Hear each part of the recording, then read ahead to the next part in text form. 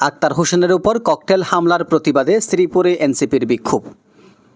জাতীয় নাগরিক পার্টির সদস্য সচিব আক্তার হোসেনের উপর ককটেল হামলার প্রতিবাদে গাজীপুরের শ্রীপুর উপজেলার মাওনায় বিক্ষোভ মিছিল ও সমাবেশ অনুষ্ঠিত হয়েছে।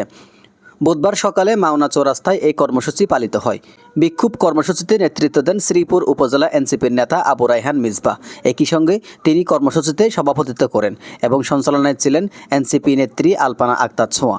কেন্দ্রীয় যুগ্ম মুখ্য সংগঠক মেজর আবদুল্লাহ আল মাহমুদের দিক নির্দেশনায় আয়োজিত এই বিক্ষোভে স্থানীয় নেতাকর্মীরা অংশগ্রহণ করেন।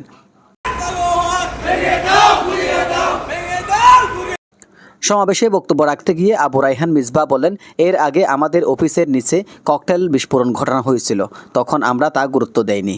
কিন্তু সদ্য দলীয় সদস্য সচিব আক্তার হোসেনের উপর ককটেল নিক্ষেপ আমাদের চুপ করে থাকতে দিচ্ছে না। ভয় দেখিয়ে এনসিপিকে দমিয়ে রাখা যাবে না। আমরা জনগণের অধিকার আদায়ের আন্দোলনে আরও শক্তভাবে এগিয়ে যাব।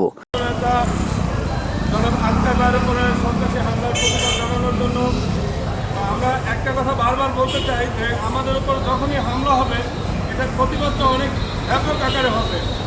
আমরা আজকের এই বিক্ষোভের মাধ্যমে এটা সারা বাংলাদেশে জানা দিতে চাই যে আর কোনো হামলা হলে আমরা বিক্ষোভ মিছিল মাওনা চৌরাস্তা থেকে শুরু হয়ে শহরের বিভিন্ন গুরুত্বপূর্ণ সড়ক প্রদক্ষিণ করে মাওনা ফ্লাইওভারের নিচে এসে শেষ হয়।